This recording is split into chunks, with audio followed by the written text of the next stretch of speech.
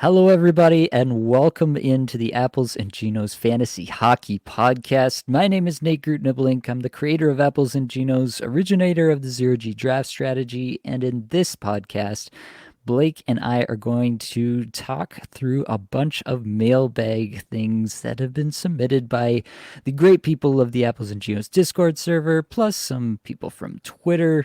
Just an overall smorgasbord of fantasy hockey strategy talk for you tonight. Let's get it.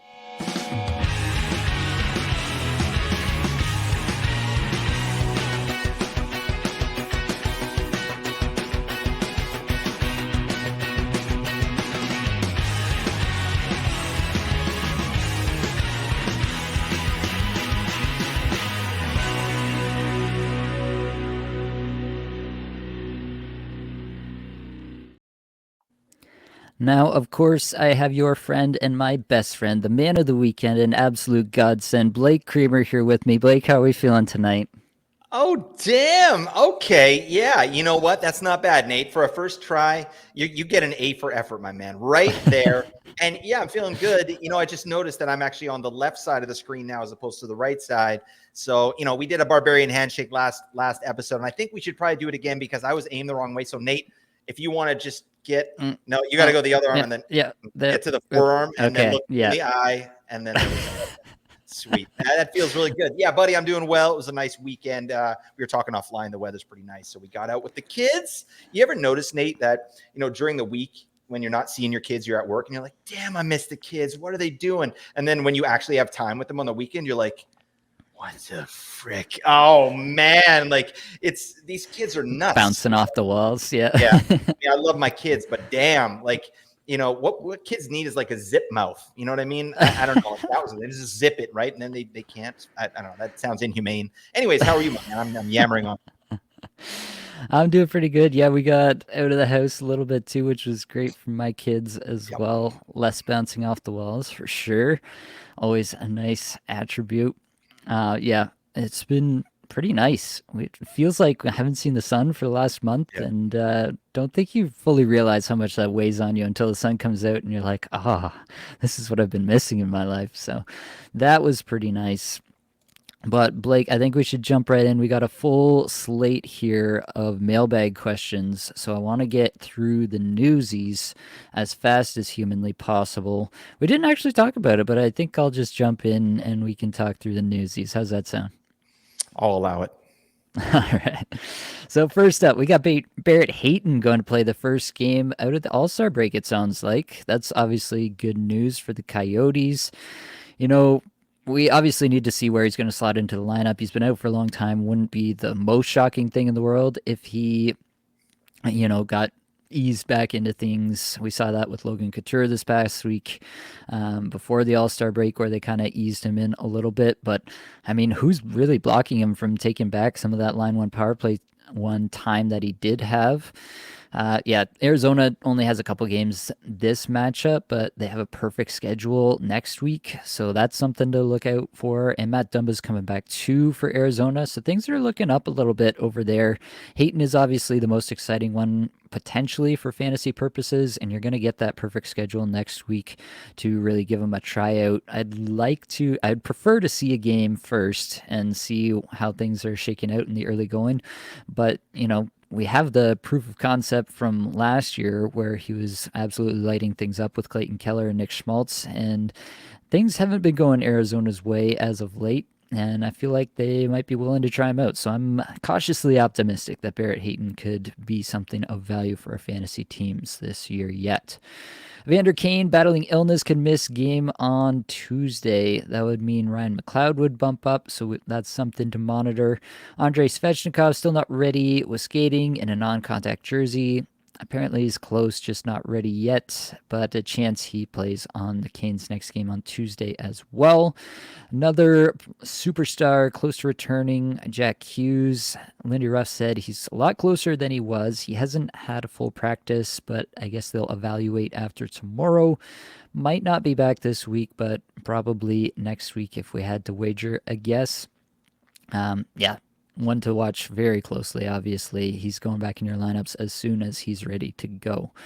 Of these four, obviously some big names here. Interesting potential for streaming with Barrett Hayton. Anything sticking out to you there, Blake? Yeah, just Barrett Hayton, really. Like you said, he wasn't really blowing the doors off at the beginning of the season. You know, there was a time where at the beginning where he wasn't scoring, but his metrics were good, and then he moved on to not scoring, and his metrics were terrible.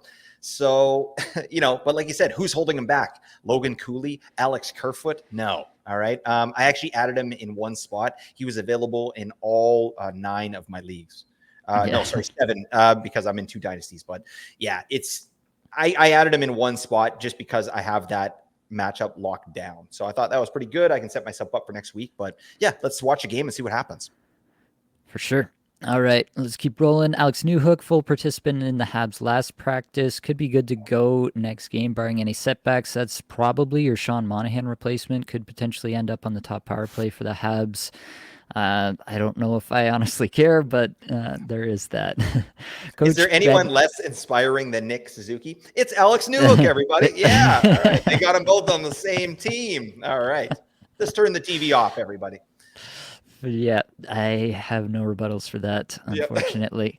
Coach Bednar had no update on Valerie Nichushkin, said that Landeskog was going to meet up with the team latter part of the current road trip. What are your thoughts here, Blake? We talked about this a little bit before we got started here, but Landeskog has been skating with the team, but like definitely not actually anywhere close to real practice. So I kind of feel like this is probably just more of a team building thing. I mean, he's the captain of the team and he's Yep. been away from the team for huge chunks of the past couple of years. So I think it kind of makes sense that they just want him to be around the team. But do you feel like this is trending towards Landeskog actually returning in time for it to mean anything for our fantasy season?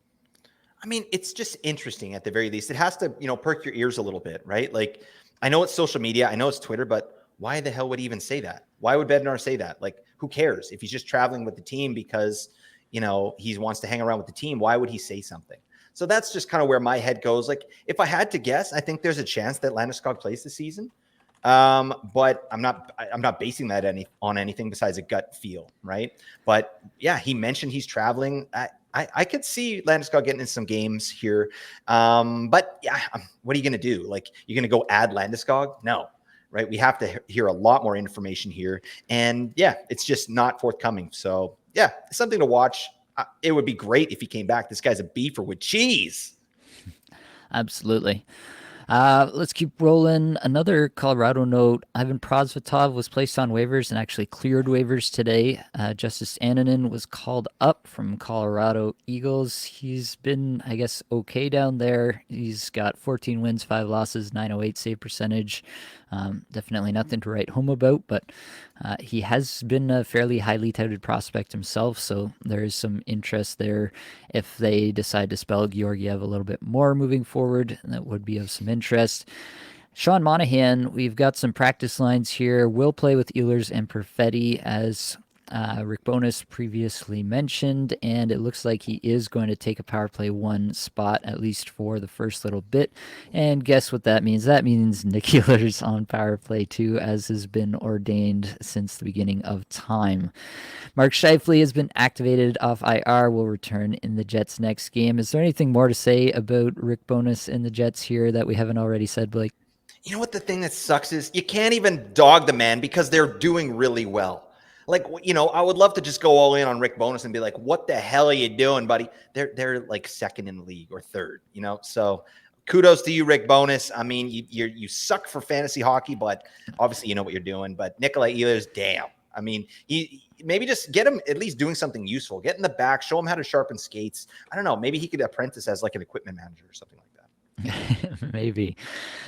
Gary Bettman said at the All-Star game he'd be surprised if any of the players involved in the 2018 World Juniors case played for the rest of the season. Obviously, for fantasy purposes, the most important player there is Carter Hart, and what that means for the Flyers. Samuel Ersson has not had a good run as of late, but he was probably, playing a bit too good for the last little bit, so maybe it's just some regression. Maybe he can kind of level his play out. The Flyers are still playing decently under the hood. I don't think they're, just going to suddenly turn back into a pumpkin here.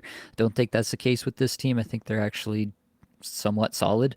So I do think that there are better times ahead for Urson. I'm not super scared of any of the other guys in their system really coming in and just taking a whole bunch of starts. He might get a little bit more of a 1A treatment than the like full-fledged like 90% starter that he had been, but I do think that Urson still is a player that I'm interested in rostering if you need a 0G option.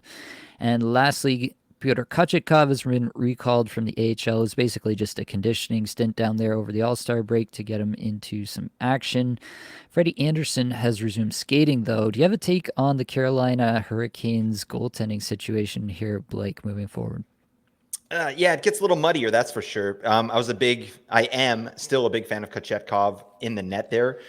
But now that Anderson has resumed skating, it still doesn't mean anything, right? It's a one step closer, but I think I'm still riding Kochetkov. I think if it's between Kochetkov and Ranta, it's obviously Kochetkov. And then if Anderson gets back in, I don't know. I feel like Anderson could get the 1A, but I think it's going to be Kochetkov and not Ranta who gets that 1B. And what does that look like? Like Anderson is dealing with a medical issue, which is a lot different than, some of these injuries that players deal with on a regular basis, right? So I don't think they're just going to throw him in the deep end like, okay, you're a workhorse now. So I think Kochetkov will still have value.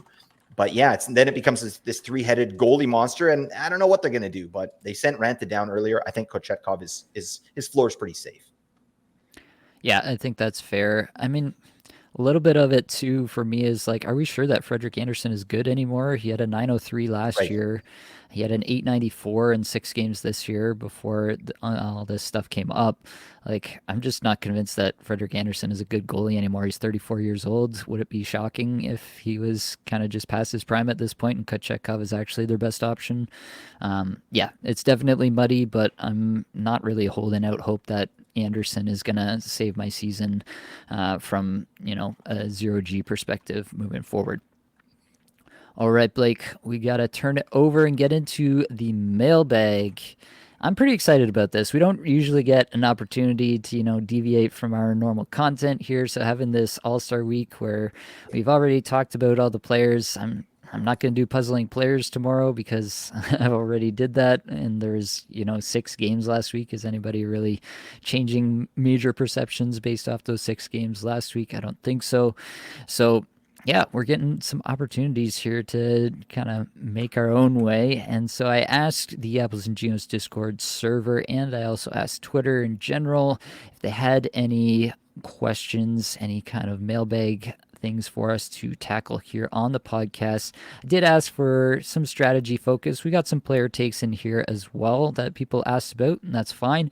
But definitely, we've got some really fun strategy stuff in here that I'm dying to get into because that's the part where I really feel like we have something to offer that you don't get in a lot of other places. So that's what I'm excited about. Let's dive in. First one from Kanban in the Discord server. What in the world is wrong with John Tavares? Will he turn a corner and get back to where he started the year, or is he cooked / at risk of being bumped off power play 1 if the Leafs decide to add at the deadline?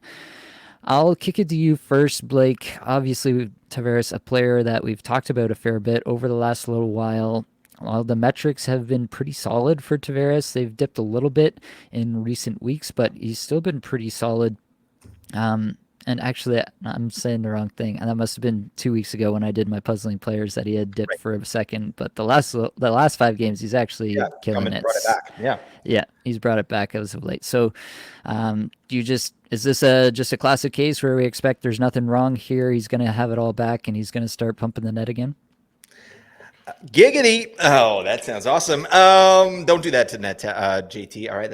I don't know where we're going with that, but yeah, I'm still not concerned. Obviously, like we're talking fantasy hockey, this is all luck based, to be honest. Like, we are putting things on our side with these strategies, but at the end of the day, we can't sit here and be like, yep, Tavares is going to be fine. But I mean, the only thing to me that does knock Tavares off, like my confidence in Tavares is like this person said, if they trade for someone at the deadline and they decide to bump Tavares off power play 1. Tavares off power play 1, I'm definitely concerned, right? Like, because that could happen even if they don't get someone, right? So I think Tavares definitely needs that power play 1 to get his production back to where it needs to be. But I mean, I know you're going to talk about the metrics here, Nate. These are stupid. These are stupid on the year. He's just ice cold. He has 1 point in his last 10 games, and it's a goal. I mean, and he's still on a 61-point pace. That power play is going to get going. He's in a slump, and I'm low-key excited about hockey starting up after the All-Star break because there were so many guys that were, you just have these little ticky-tack injuries. And I'm not saying that John Tavares has, I just call every Jonathan, that he has any injuries, but this time off is going to be good for Tavares. And I think he'll come back refreshed. If he was battling anything, he's had a full week off and a bit to get better. So I would estimate that he's going to come back firing and he's going to get back to business. So I'm not concerned about Tavares at all. I don't know where you're at with him because you get to watch him all the time there, Nate. Yeah, I think there might have been something that was going on. You do see a little bit of a downtrend in his minutes for a little bit, and that was the part that had me the most concerned. It wasn't really anything under the hood, but there was a downtrend in minutes for a little while there. But as of late, it's come back, and it's come back in a big way. And yeah, now he's averaging close to 18 and a half, and that's including only 14.28 in the last game, where they, yeah, just didn't kind of need him as much. But yeah, shots per 60, sixth in the league. Individual scoring chances, 4 per 60, second. On ice numbers, top 30 in both of those metrics that we like to look at. Corsi 4 per 60, scoring chances 4 per 60. On the season, he's top 20 in all the metrics we like to look at. Like, definitely really high ceiling if he can start to convert even at his normal paces. And honestly, I'm not really worried about him getting bumped off the power play one. There's been a lot of talk that Treliving might just decide to stand pat at the trade deadline this year and just put it back on the players and say, you know what, you guys got to Yeah. figure it out yourselves. Like, this is the group. Figure it out. There's been a lot of talk to that effect around Toronto, and to some extent, I feel like where there's smoke, there's fire with Toronto, because nothing is a secret in Toronto for very long. So yeah, that's kind of my thought at the moment. And like, I'm struggling to figure out who they would go out and add that would bump John Tavares, the Right. captain of the team, off the top power play unit. I just don't think that player exists on the market right now. Not one that the Leafs could fit under the cap or anything anyway. So yeah, I'm pretty in on Tavares now, especially with this recent resurgence.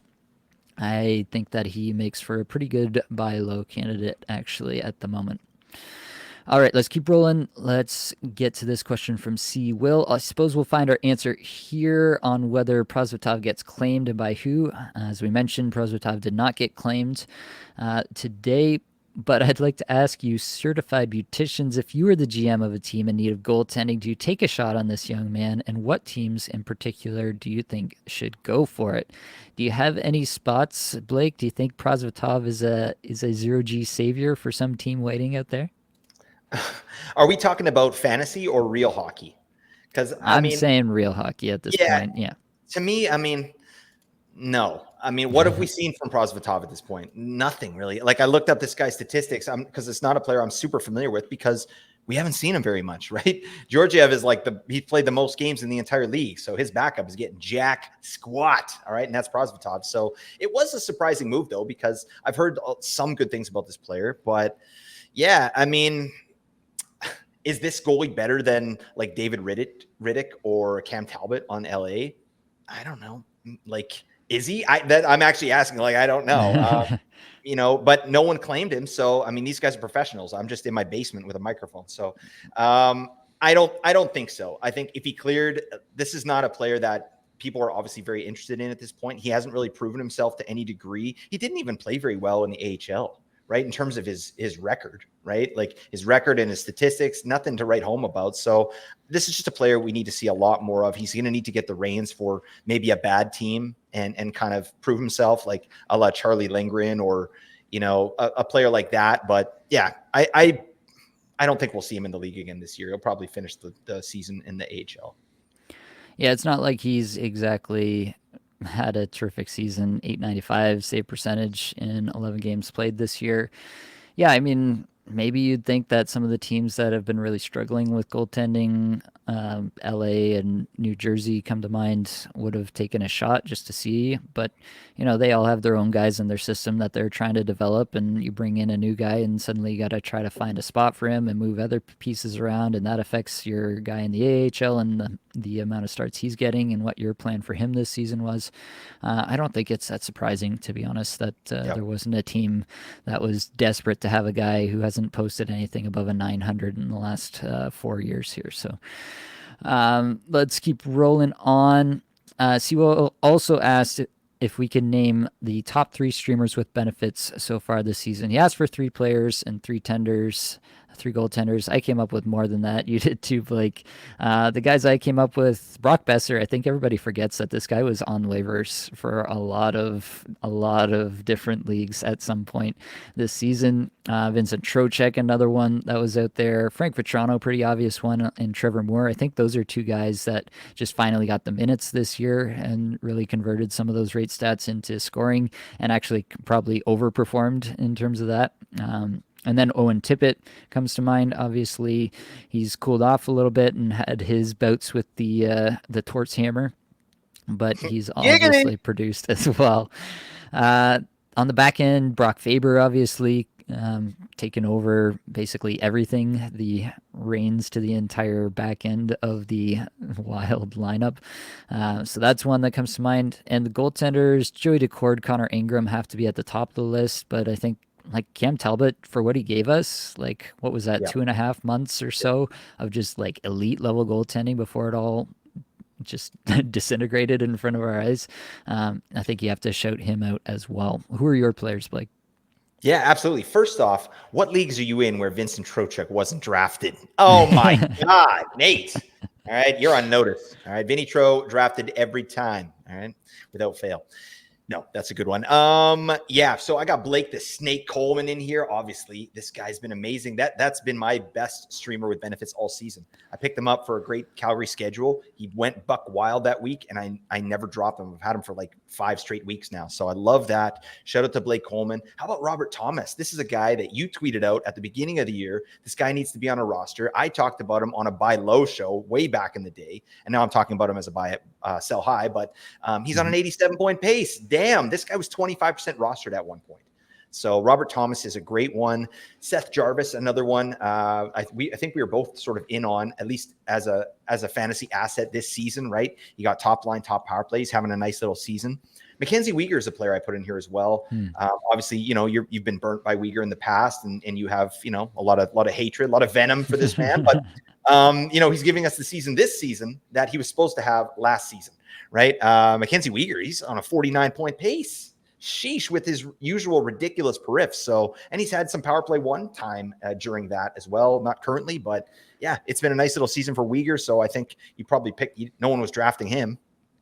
And then on the same team, Igor Sharon Golvich, all right, who's probably going to lose some value now that Kuzi is on that team. But it was a nice run while it lasted. And then I've got Eli Tolvanen on here as well, he's just been a streamer, a borderline streamer all season, right? He's a guy you can drop, but he's probably going to be there when you want to pick him up again. And he's doing stuff. He's a great bangers league guy, and he's got power play time, lots of shots, good metrics. So that's a good player. And then for goalies, I did put Stuart Skinner on here because he was drafted, obviously, but then he got dropped, didn't he? Yep. Like Edmonton was playing like crap. I picked up Skinner in 2 spots when he was dropped, and I held him.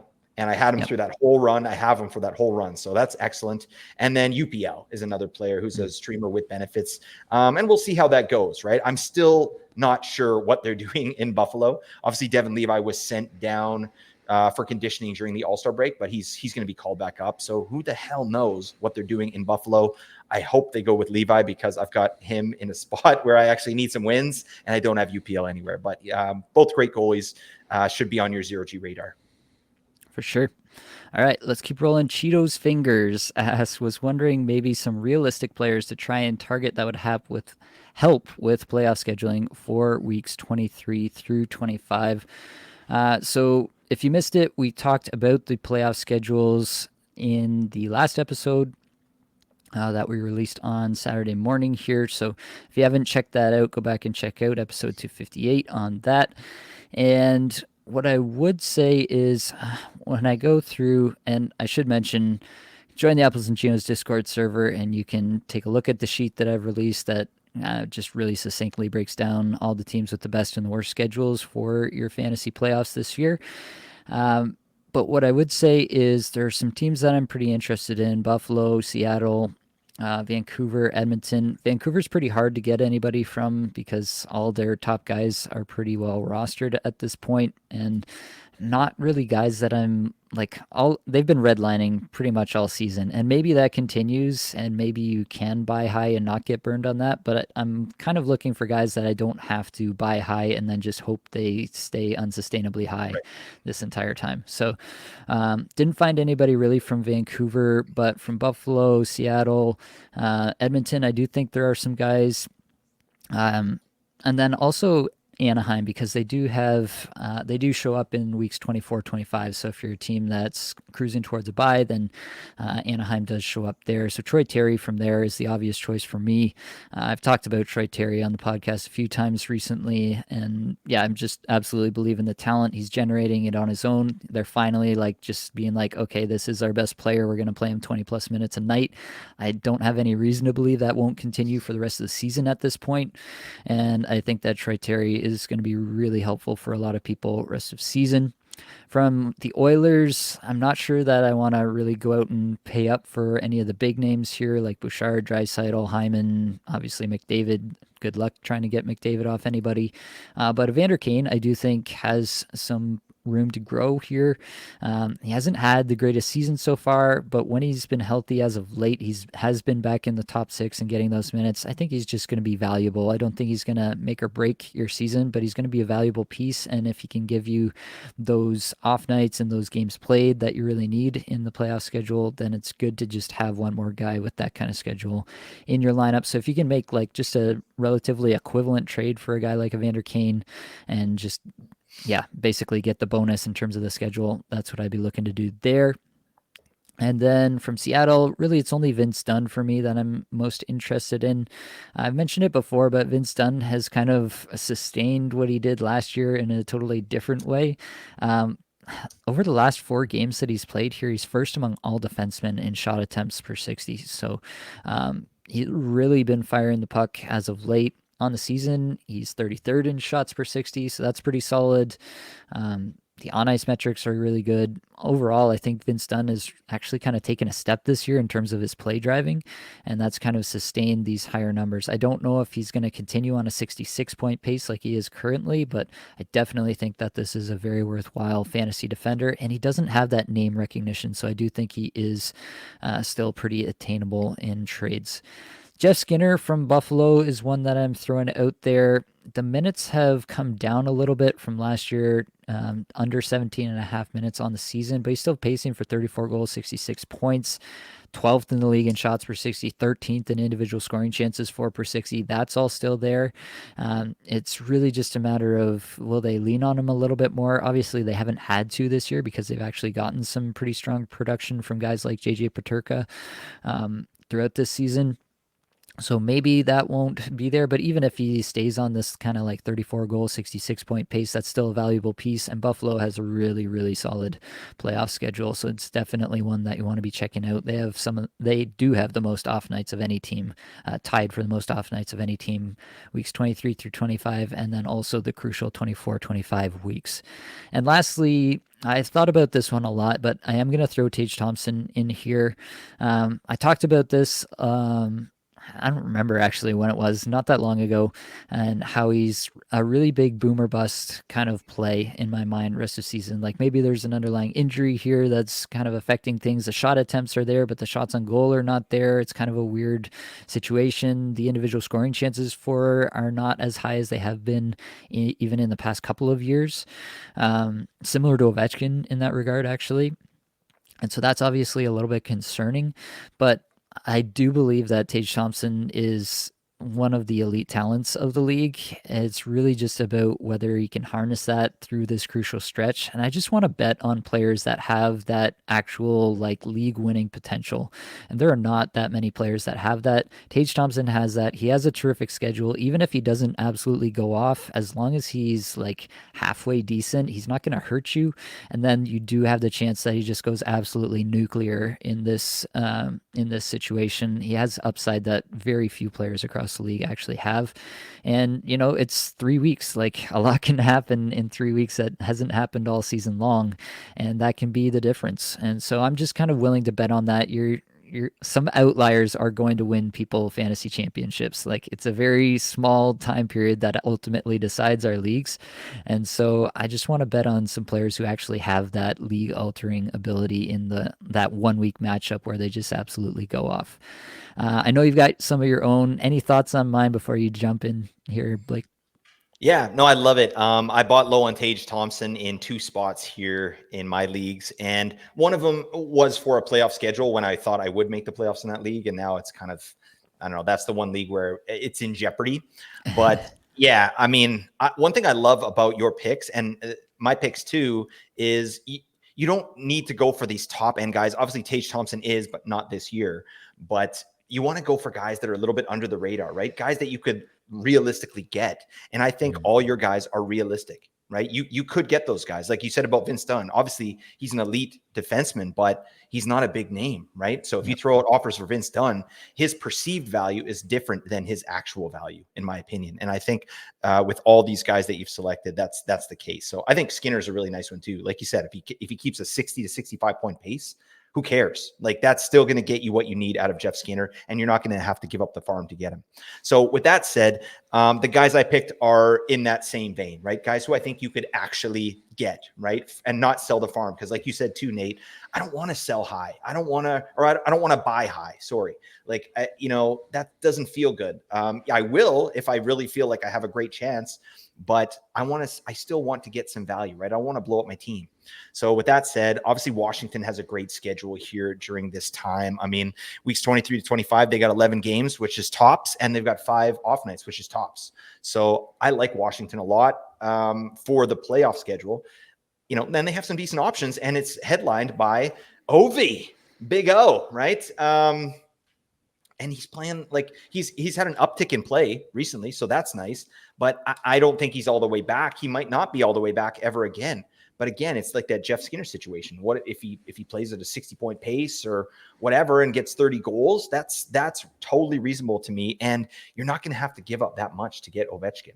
So, and he's the main option there in Washington, who has the best schedule in that time. So I really like Ovechkin there. And then sticking with Washington, another guy who's been underachieving massively, John Carlson, right? Like in that Vince Dunn model, to me, this guy's actual value in fantasy is much higher than what he's being perceived as right now, right? He's had a very down year, but he's still elite. This guy's an elite player. Like Washington's had a down year offensively as is, right? So, and he's been a casualty of that. But I like both those players, and I'd be targeting both of them. And then, like you said about Seattle as well, like they got a great schedule. And I think there's a lot of options here that you might not even have to trade for. I added a player that I would legitimately trade for, and that's Joey Daccord, right? And again, this guy, yeah, he's had an amazing stretch, but Grubauer's back. So his number 1 spot is, to me, it's pretty locked down, but someone you could argue that it isn't, right? Grubauer's back now. Like there might be an opportunity to go out and get Joey Daccord, who's a better than average goalie who's getting a ton of starts on a team with an amazing playoff schedule. So I would definitely look there. And then Oliver Bjorkstrand, he might be on your waivers, honestly. So, definitely check your waivers for Oliver Bjorkstrand and any of these Seattle players when you're approaching your playoffs. Like they're probably all going to be, a lot of them are going to be available on the waiver wire, so you won't need to trade for them. But Bjorkstrand's the player I'm interested in there. And then for Vancouver, I was just thinking kind of in that Vince Dunn, John Carlson model, maybe Philip Hronek, right? Obviously, he's having a great season, but he's overshadowed by Quinn Hughes and the rest of the offense that's going on in Vancouver there. But, Hronek himself, he has like a 60-point pace. It's crazy. Yeah, he's on pace for 60 points. 5 goals and 55 assists. That's very valuable. This guy's a beefer. He hits, he blocks. So Hronek is a guy that I'm definitely looking at in Vancouver. And I think you maybe pry him away from his fantasy managers because he's most likely like a third or fourth defenseman on that team. So those are my picks there. But yeah, I think the key is to look for players that are realistically gettable. Yep, I would agree with that 100%. Got to move on. Curl Fuffle says, we talked about this in the Discord channel Skater Projections, but I would be curious to hear more about your process using underlying metrics with forwards versus your process analyzing defensemen. So yeah, with defensemen, with forwards, it's pretty much, you hear us talk about this all the time. We're talking about luck metrics. We're talking about the chance generation metrics, both the on-ice numbers and the individual numbers. Give a little more weight to the individual numbers because obviously the team context can vary depending on your spot in the lineup and who you're playing with on any given night. And with if there's a coaching change, if they decide to adopt a more defensive structure, all these kinds of things can really affect the player's situation. But what we really want to focus on is trying to get a true evaluation of the player's talent. But what I would say for defensemen relative to that is that it's much more dependent on the team around them. Defensemen in the NHL are just not driving the play 99% of the time. You do have your Cale Makars, you have your Quinn Hughes, you have your Erik Karlssons, you have these guys who are able to, skate the puck unbelievably and actually become kind of like that fourth forward in a lot of these situations, even at even strength. But those are few and far between. For the most part, a lot of these defensemen are far more dependent on the team. So that does factor into my analysis, and it does make me look into the on-ice stats a little bit more for the defensemen than I do for the forwards. I also place a little bit more emphasis on shot attempts rather than individual scoring chances for per 60 when looking at defensemen because, simply put, the defensemen just aren't often asked to be in positions where they're getting scoring chances. Their shots are coming from the blue line, and I don't want to penalize them for that. And some defensemen in the system that they're in, they're just really not allowed to jump down into those scoring chance areas all that much. So I don't want to penalize them just when evaluating talent based on these metrics. Obviously, that's a consideration. If the system is not allowing them to play offensively, then that is a consideration. And I would say that individual scoring chances for the guys at the high end of that, like the Dougie Hamiltons, the Roman Yossis of the world, the guys that are at the high end of that, they are really extremely talented players. So the high end is really valuable, but it's not I would say it's like not necessarily a strike for me if they don't have an extremely high individual scoring chance for rate.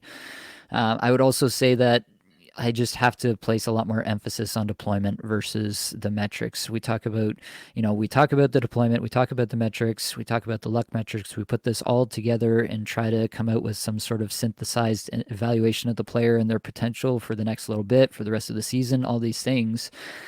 For the defensemen, I place a lot more emphasis on that deployment because they are so much more dependent on the team. So are they on the top power play? 95% of the best fantasy defensemen are going to be on the top power play for their team. And are they getting those top pair minutes, those 21, 22 plus minutes a night? That's really what's going to drive a lot of defenseman stats. You got anything to add there, Blake? Geez, I mean, this is must listen stuff, people. All right. This is why Nate does what he does. All right. I learn when I hear about stuff like this, but yeah, you're absolutely right. I love that. My main thing is the emphasis on deployment, right? Power play one, top pair. Like you can find yourselves getting forwards who are playing on the second or third line, guys like Mason Marchment or Matt Duchene. What's that Duchene? But, like if you're picking up defensemen who are on the third pair or the second pair, like power play two, that doesn't feel good, So yeah, you need these guys who are getting like buku deployment. So that's where I'm at. But yeah, I mean, I love your bit about the Corsi for and the scoring chances for. That's really strong stuff. All right, let's keep rolling. Hard Day's Night. Does your streaming strategy change based on the type of league, points versus categories? More often, would you wait on category changes to see how things are working out, or in either format, better to grab 1 to 2 players, assuming 4 moves early for more games played, and then adjust if needed? In a lot of cases, I am using 1 to 2 moves right away the first day of the week, staying up till 3 a.m. or setting an alarm for 3 a.m. as the case may be. to make sure that I get the players that I'm going for, making sure that You I move do? Oh Blake my to God, Nate. the Oh my, waiver wire. hurtful. It's not that hard, but I do still make sure Oh that I God. do it. Must be But nice to be in 3 leagues, Nate. All right. Dang.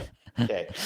but in general, the question, between points and categories league, I am much more likely to wait in categories leagues to see, especially how the first two heavy nights pan out, usually Tuesday and Thursday.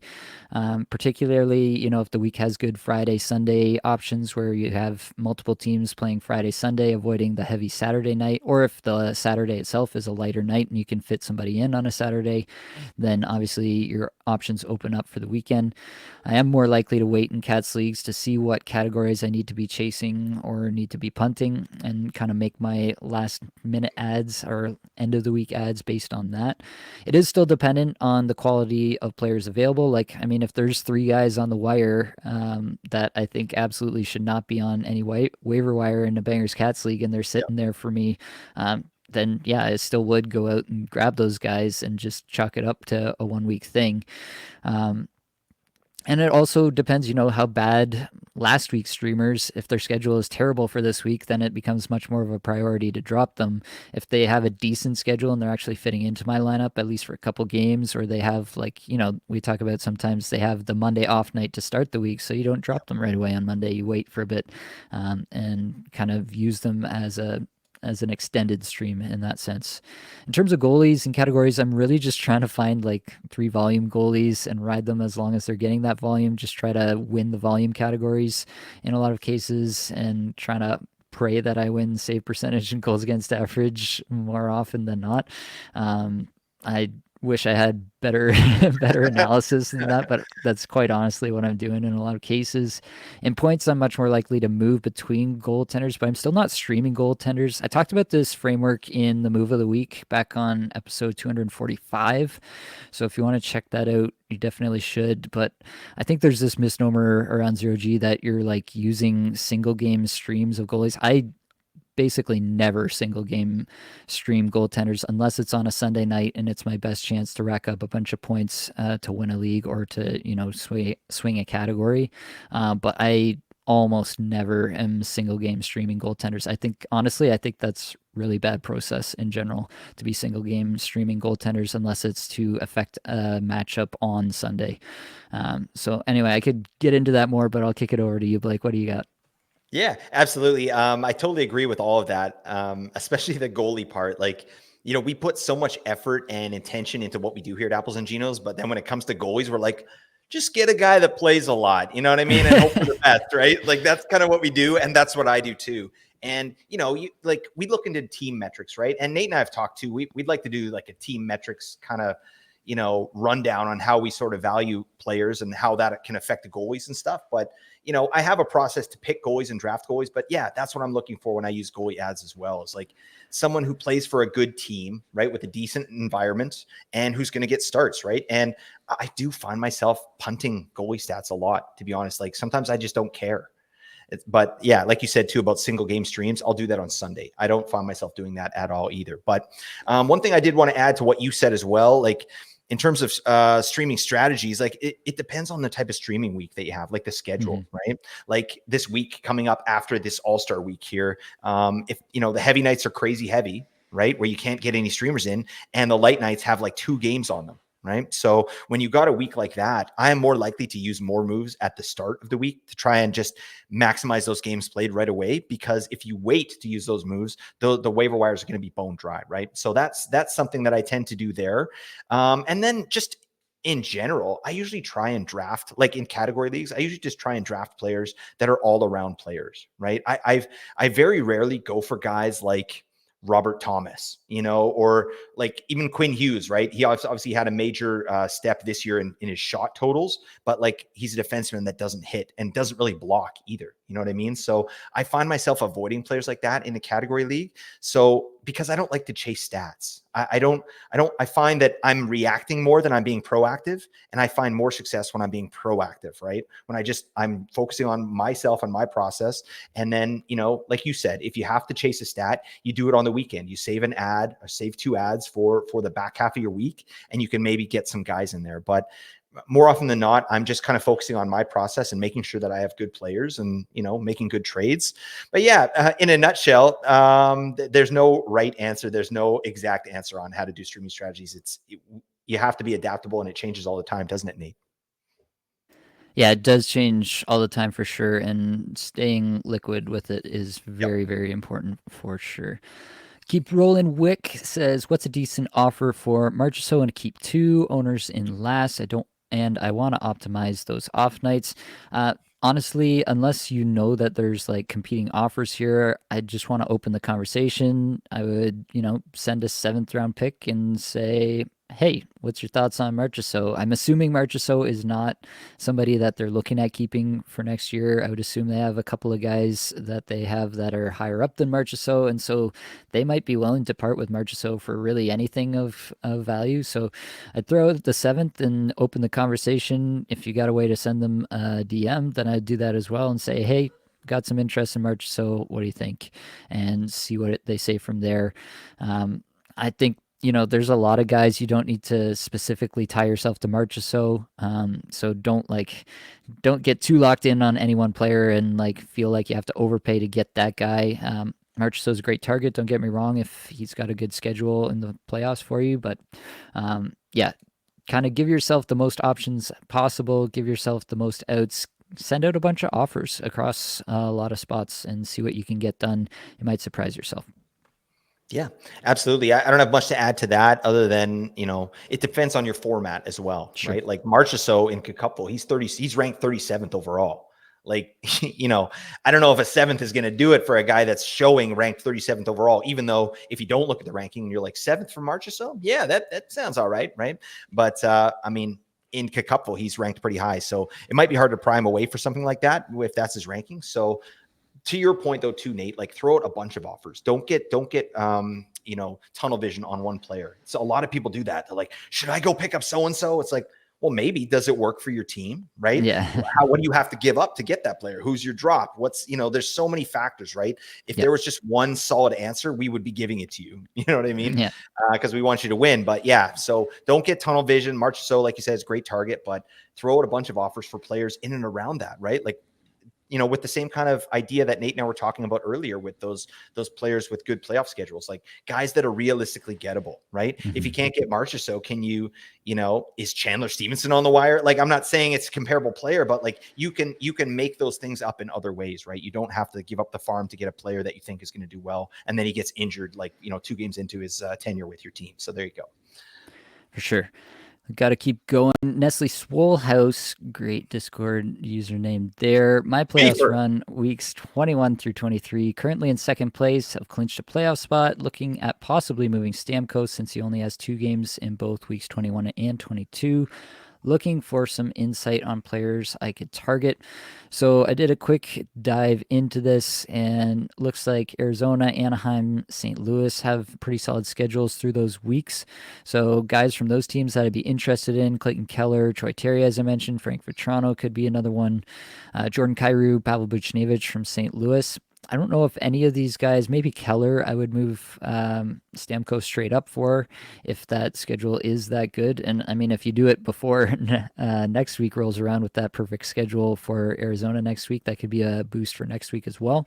But what I would say is these are the kind of guys and the teams that you might want to be looking at. So maybe there's more pieces around this. Maybe it's not just a 1-for-1 deal here, but these are the kind of guys that I think could give you a little bit of a boost from teams that are going to play a lot of games and give you some off nights through those weeks. Steve Gets It Done asks, can Blake start referring to Pius Suter as the young pope? What do you have, Blake? Consider it done. All right. Pius, is that what we're going with? I think Pius, so. the young pope. All right. You know what? I live in Vancouver. I watch the Vancouver Canucks. Commentators say his name differently. I thought it was Pius, Pius. I don't know. But from now on, he's the young pope. All right. So everyone, that's how we're doing it. Thank you. Steve Gets It Done for your service. Absolutely. Another thing that we would like to thank our listeners for their service on would be a like and subscribe on YouTube or a rate and review on the podcast. We do appreciate all of them. We've been kicking butt this year for sure in all of those metrics, all of those Oh, underlying metrics that we like to look at here unbelievable. for the Unbelievable. podcast here. So we would appreciate it if you haven't done so already. If you could take a second and go do that, we would greatly appreciate that. If you haven't joined the Apples and Genos Discord server, you want to get a look at the document we're referring to about the playoff schedules, definitely get your buns and your biscuits in there and take a look at that. Let's keep rolling, Blake. We got to get through as many of these as we humanly possibly can. Just Heather 3012 asks thoughts on rest of season rank. Evan Bouchard, Brock Faber, Zach Wierenski. Kick it to you, Blake. You got to go Big Boosh, ZW, and Brock Jacques Shalak. You got to do it. I mean, it makes total sense, right? I'd love to put Wierenski over Bouchard, but no one can do that, unfortunately. This guy's he's locked and loaded on that top PP unit over in Edmonton. Yeah, that's definitely one way to say it. I do agree, though, with the ranking. Evan Bouchard has to be at the top for me. Werenski could challenge him in an alternate universe where Columbus is actually good at hockey and they have a different coach, but unfortunately they don't. Brock Faber has had a really nice run. I do question the long-term sustainability of what he's been able to do so far. Definitely he's getting the minutes to be very valuable, but that gives me a slight edge. I'd say Bouchard is definitely a tier up, and then Werenski and Faber are probably close to about the same tier for me. Mark Barber, our own writer, 18 Skaters, asked for thoughts on Juraj Slafkovsky. Just added him in the goals only 18 Skaters League as his fourth left wing, dropping Warren Fogle. I have a feeling that he's on the rise. Blake, I have to kick it to you. What are your thoughts on dropping McLovin for the Slav? Well, you know what? If it was anybody other than Mark Barber, I'd be like, get that garbage out of here. But Mark is doing that? All right, now I have to think about it. I mean, this is a sharp guy, but damn, no, I don't think I'd be dropping Warren Fogle with his deployment for Slafkovsky. I mean, if you look at his metrics on the year, this guy's 414th in the NHL in shots and goal per 60. You got Is to that shoot good? the score, kid. All right. I mean, if it's like golf, lower is better. All right. So no, this show ain't no good. But I mean, I think if it's a dynasty league, sure. Yeah, go grab yourself some Slafkovsky, but that's not a player I'm interested in at all. But if Mark is interested in him, I don't know. Like, what is he doing? Is he using the sports almanac from Back to the Future 2? And does he know something that we don't? Because now I have to look. Now I have to dig deeper into this kid. Thanks, Mark. Yeah, it's a fair question to ask. Mark's definitely one of the sharper guys around, but yeah, I'm not in on Slavkovsky. Like, he's been getting tons of minutes. He's been getting great deployment, getting used up the lineup on the Suzuki Caulfield line, on the top power play. In the last game, they actually did take him off the line. Josh Anderson was up there with Suzuki and Caulfield for whatever that's worth. But this is the last few games for Slavkovsky from the 15th through the 27th. He had a goal and 6 shots in the game against Colorado on the 15th. Then he had 5 total shots in the next 5 games, and then he had 5 shots and a goal in the last game before the All-Star break against Pittsburgh. So your guess is as good as mine what he might do in any given game. But yeah, if you look at the stats on the season, if you look at the stats the last 5 games, like, nothing is going good here. It's a terrible team. It's not like there's great hope for the teammates around him to just completely raise his stock. I guess if you're on the top line and top power play and you're entrenched there, then sure. But he's already off the top line the last little bit. If he gets off the top power play, he could be completely useless. Fogel's back on the Draisaitl line, so I'm actually kind of back in on Fogel. As long as Fogel's attached to McDavid and or Draisaitl, I'll be in on Warren Fogle. I can't quit McLovin. So that's my thoughts there. I do think that a lot of the making fun of Slavkovsky is well overblown. This is a 19-year-old kid in his second year in the NHL already. And yeah, I think he's got loads of time to figure things out. Look at what Quentin Byfield has done after doing not much of anything his first 2 years. So I'm definitely not writing off Slavkovsky, but I don't think that he's going to be a significant factor for the rest of the season. All right. Mark actually had another question. He said, here's a strategy question for you. Is it a good idea to run a boom bust cycle in keeper leagues like our experts league? That is, go for it one year by trading away future picks for win now players and then tank the next year by trading away players in exchange for future picks. The alternative is what he's currently doing, which is to be a so-so team that hopefully gets hot in the playoffs, knocks off some teams with quote unquote better rosters. This reminds of some comments I've heard coming out of Carolina. They want to be competitive every year. Playoffs are hugely influenced by luck. I kind of prefer the boom bust approach, even though I'm not currently following it. Um, yeah, so full transparency, I've kind of used the boom bust. I won the league last year. I traded a bunch of future picks in order to get a good team, and it worked out. It was a close thing. It was definitely some good luck that contributed to me taking home the championship there. But I'm paying for it this year, and I've already started to trade away some stuff for future picks, including trading away Zibanejad to you, Blake, for some future picks for next year. So, um, yeah, I'm clearly on the boom bust side of this. I think that, if you're good enough to consistently have like a top four team against your competition, regardless of how hard they sell out every single year, then maybe. But I mean, if you're facing multiple teams every year that are selling every pick from next year's draft to compete this year, you're really facing an uphill battle because you're never on equal terms with the teams that you're playing against. It's just different teams. It's these two managers this year. It's next year. It's the other two managers, and then the next year the previous two managers come back, and they're always just going to have the odds stacked in their favor, and there's going to be multiple of them against you, which is the key component there. It's not just that you're facing one team that's quote unquote stacked and you can get lucky and beat that team in any given week, but you're facing multiple teams that are a little bit stacked, and that's pretty hard to just run the table and beat everybody in that kind of scenario. And I do think that the boom bust kind of thing, you can kind of double dip in a way. Like, I sold all my 2023 high picks, and now I'm buying all 2024 high picks. And if it turns out really well next year and I am contending again next year, then I'll probably sell my 2025 high picks to borrow. And you're kind of just borrowing on either side, right? You're getting the best from either side of the years. Um, um, yeah, just taking the best from both years on either side of the year that you're actually competing. So you're kind of double dipping in a way every single time that you're going for it, and it can be really effective, and you can build some sort of kind of super team.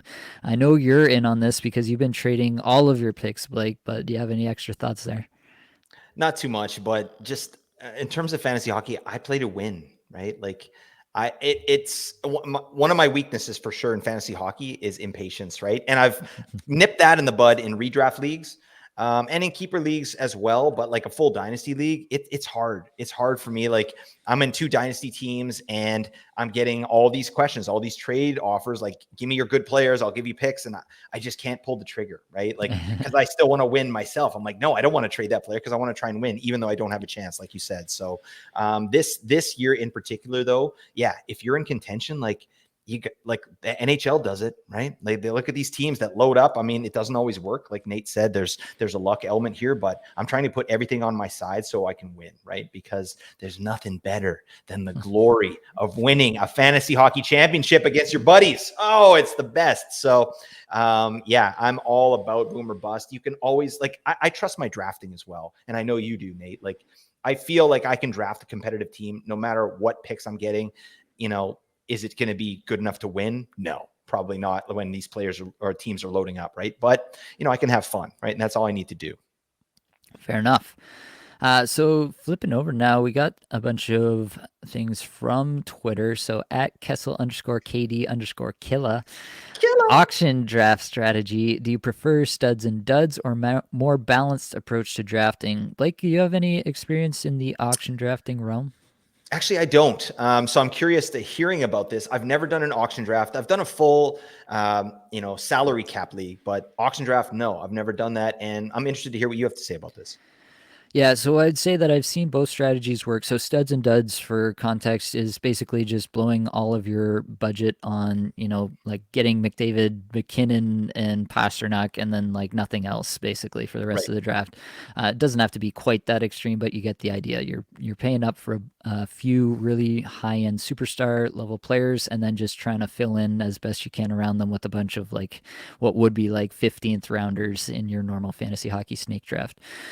I would say that against poor competition, studs and duds is 100% the way to go, because you figure you're going to be able to pick up the right guys and fill in around those studs a lot easier against poor competition. And so just overpay for the studs, get those guys who are absolutely going to win you championships on their own, get a couple of those guys, and then just work the waiver wire all season long. Maybe it takes you a few weeks, but you figure you're that much better than your competition, you can definitely find those players on the waiver wire and get that done. The better the competition is, the more you have to just kind of be water, know the values of the players, and take what the draft gives. I think both can work. I think if people are all just a little bit leery of overspending on top end players, then you can take advantage and you can kind of do maybe not a full studs and duds where it's just like four top end guys and then nothing else for the rest of the draft, but something a little bit along those lines where maybe you do have that McKinnon McDavid stack at the top, and then you're kind of filling in with some more, like middle round guys around that a little bit more. If that's just what the room is giving you, right? But if the room is still paying up for the top guys, and the tougher the competition is, the more accurate all these values are going to be, and the more tighter to your values they're probably going to be. And you just kind of have to take it on a player by player basis in most cases. And just see what you can get. But definitely, I would say don't be in a place where you have a bunch of money left at the end of the draft. That's the worst place to be, where you're just giving away free value. I'd rather overpay in a couple spots for a couple players that I truly believe in than get to the end of the draft and think, man, I really, I really messed this up because I've still got $15 of my $200 budget left here, and everybody else just already has that, whatever that is, 7.5% advantage on me from the get go. So that's what I'd say on that. Moving over to at ZG9999999, goalies to target for trade deadline. My answer to this is no, don't trade for goalies. Your thoughts, Blake? Oh my God, such a party pooper. This guy's actually a buddy of mine. Well, like an internet buddy. He was with me when I was with my original podcast. This is one of my OGs. So, buddy, I got some answers for you. All right, big time. Shout out to you. I do think that Anderson could be a good stash, especially like Freddie Anderson, especially if you can add straight to the IR. Right, if he's out on your wire, or if you could trade for him, even I mean, I wouldn't give up a ton, but it's a nice little stash because he could walk directly into a number one spot on a good defensive environment, right? So that's a piece there. Elvis Merzlikins as well. I think if he gets traded, and I think there's potential that he could, right? He's, the marriage there between himself and Pascal Vincent. Vincent's probably going to be forever alone, as we all know. But Merzlikins, no, he's a good man. So yeah, head on over wherever he goes. I'm interested because I think he is a good goalie. I wrote something else here. Any goaltender that gets traded to LA, maybe at the deadline, that's a goaltender I'm very interested in. So that's really it. That's kind of what I'm looking at. Obviously, I think there's still plenty of options on the wire. You can pick up guys. You can trade for lesser goalies. So yeah, that's it. Go get some of these beauties. For sure. At John Weinberg 99, can you rank Nyquist, Shen, Atkinson? So the way that I did this is I do have Atkinson at the top at the moment. Has been hot as of late, 6 points his last five. Obviously has good underlying stats, as we've mentioned before, 41st in the league in shots per 60 on the season. Then I have Nyquist. Then I have Shen. I'm a little bit worried about Gustav Nyquist. Just taking a look at the standings. If things go south for the Nashville Predators more than they have already, and I mean, this is a team with a -7 goal differential on the season. They're currently outside of a playoff spot. If they do decide to become sellers, then Gus Nyquist becomes a really obvious sell candidate in my mind, given the season that he's had. Just some team looking for some middle six scoring, Gus Nyquist definitely fits that bill. So I'm a little bit worried that he just goes to some team and now he's not on the top power play. He's getting middle 6 minutes and he's just completely worthless for fantasy. A little bit worried about that. Braden Shen is just going to be one of those guys who's up and down. We've talked about him. Yep. He's one of those guys who can absolutely pop off for a good streamer week, and we like him when St. Louis does have a good streaming week, but it's not somebody that I want to be relying on. I think Atkinson is probably going to be the most consistent, but I'm not sure I love the upside or ceiling of any of these guys. Your thoughts, Blake? Yep. Yeah, I'll buy that with Nyquist. I think in a bubble, I would go Nyquist, Atkinson, and then Shen. But yeah, I mean, taking into account he could be moved and he'll probably lose value if he does, unless he's Sean Monahan. And then he pops the hell off on line 2, power play 1, and Nikolai Ehlers, buddy. Oh my God. But yeah, I think I like Nyquist's situation a lot better than Atkinson. He's power play 1, where Atkinson's power play 2. But yeah, metrics go to Atkinson. But yeah, take it for what it's worth. Like if you're buying what Nate's selling, which makes total sense, then I'd go his way. Fair enough. At Curtis T. Wright, worth dropping Talbot at this point. These guys are available. Send a screenshot. Basically, it's Tristan Jarry, Jordan Binnington, Jacob Markstrom, Philip Gustafson, Ilya Samsonov. Yeah, we've been saying for a while, Cam Talbot absolutely worth dropping. Any goaltender that's losing starts, playing terribly, any of the above, I'm absolutely gonna drop them. Yeah, after I don't know, 3-4 games of Talbot not performing, I was ready to drop him. I didn't actually have Talbot anywhere, so I don't have any real life experience to draw this from, but I'm not tied to any goaltender, no matter how well they've played in the early going. So Talbot, absolutely a drop at this point. Which one of these guys would you be interested in, Blake? Is there one that sticks out to you from that list that he provided? Ooh, that's a loaded question. Binnington has actually been really good this year.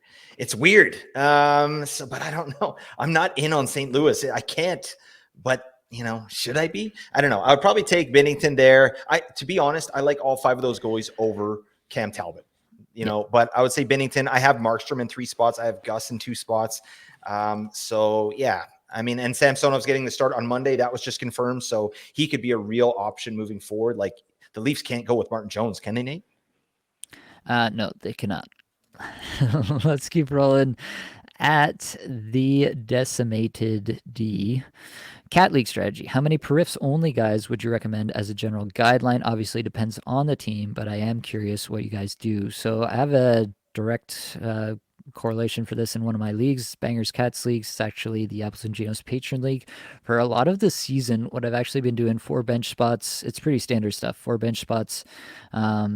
And what I've been doing for a lot of the season here is actually running 6 defensemen with 2 periffs only streamers. And we have hits and blocks as part of our categories. It's 2 out of the 6 skater categories. And I just slammed the hits and blocks every single week. Yeah. And if you stream well, and you can always find these guys out there, right? It's the easiest thing to stream, I find. And if you have like a decent core of points producing players, there's some variance there, but you're going to win those categories just as often as not, as long as you drafted pretty well. And so I've been doing that. I've been having 2 bangers only streamers, basically, hits and blocks both. And then I've been having 1 goaltender, as I mentioned, 3 goalies, just trying to rack up as many saves basically as possible, saves and wins. And then I'm saving that extra spot. Might not be actually a streamer spot, might only have the 2 streamer spots on any given week. But if I have the extra streamer spot, then using that for, somebody who can give me some points or to target at the end of the week, any specific category shots or power play points or something like that at the end of the week if I need to. That's the way that I've been doing it. Any thoughts, Blake? Yep. Just at the very basic level, to me, periffs are the easiest thing to get on the wire. So these guys come out of the woodworks, guys like Kyle Burrows on San Jose. You can literally pick that guy up. He's on the wire, like 1% rostered. You can get him in, get your hits and blocks there. Nate, who's your favorite beefer streamer? Do you have any beefer streamers with benefits? Has to be Braden McNabb this year. I Oh picked him man, up baby. early in the year and I held him the entire season because he's just that good.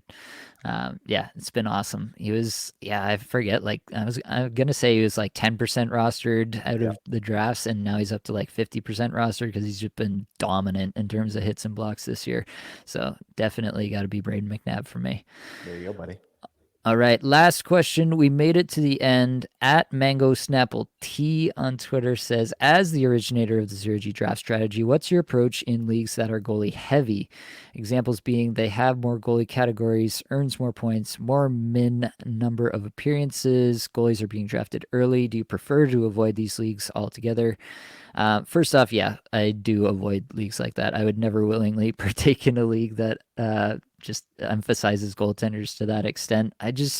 The way that I think about it is, why would you willingly be in a league that intentionally increases variance by way of overvaluing the goaltender position? Like, even the people who are zero G skeptics at this point, which I think I said in a recent podcast, you're kind of telling on yourself at this point, just especially with this season. Like, it's been so obvious how valuable the zero G strategy can be. But even the people who are skeptics, they'll all still say like goaltenders are kind of voodoo, right? Like everybody, it's a common saying. It's just said around the league, even like in NHL circles, not just fantasy circles. And so why you would want to be in a league that just like overvalues that variance, like all the people who thought they were set with Cam Talbot and then he just disintegrates into nothingness before our eyes, gets Thanos snapped and he's nothing now. Like, why would you want to be in a league where that just like totally submarines your entire season? That's just not fun to me. So I'm never going to be in a league like that.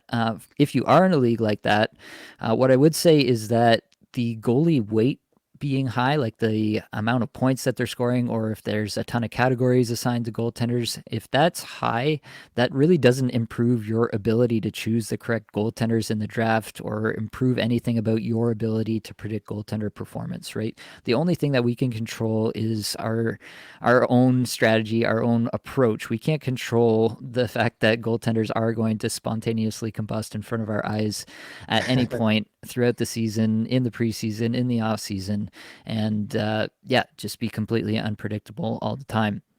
And so what I'd say is, nothing really changes for me, quite honestly.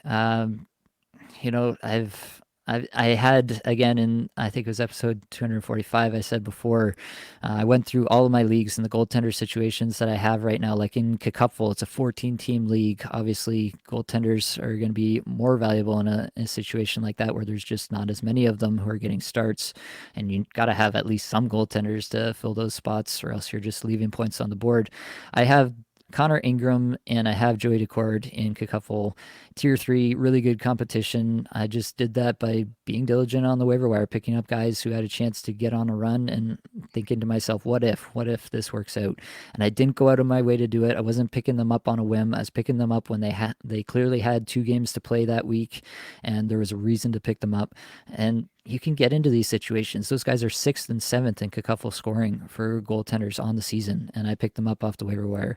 Yeah, goaltender weight being high does not improve your ability to predict their performance. And so the way that you should approach goaltenders should not change based on the scoring settings, in my opinion.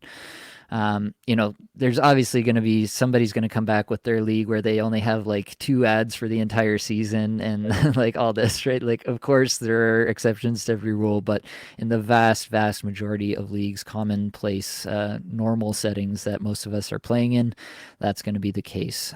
You got anything to add, Blake? Yeah, I mean, there's not much else to say besides, yeah, like if you play in these leagues, it's basically like what we're doing here with the podcast is giving you strategies, right? If you're playing in those leagues, you're playing in a league where there's less strategy involved and more luck. You might as well go to the slot machines and just click that down, right? Like, why would you do that? So I agree with everything you said. I mean, zero G is the way. I'm sorry, folks, but it is. All right. Well, that's all we've got for this episode. Hopefully, it brought you some value, helped you get a little bit better at fantasy hockey today. All the advanced stats you heard today came from Natural Stat Trick, which is a terrific free resource. Many thanks to the band there for supplying the music for the podcast. Be sure to check out their Spotify as well. That's going to be it, folks. Much love.